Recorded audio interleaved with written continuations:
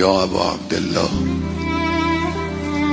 إني سلم لمن سالمكم وحرب لمن حاربكم إلى يوم القيامة.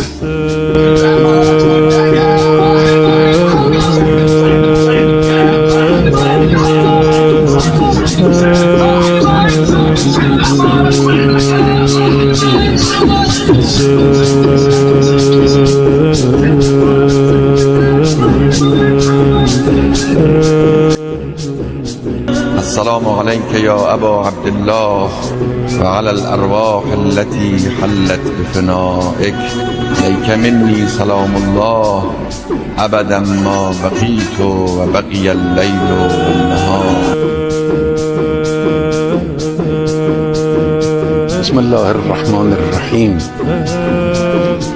يا مقلب القلوب والأبصار يا مدبر الليل والنهار يا محول الحول والأحوال حول حالنا إلى أحسن الحال.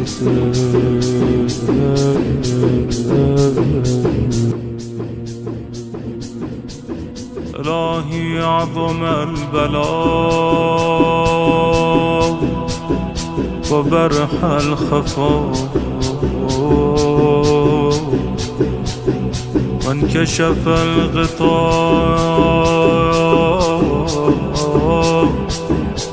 وانقطع الرجاء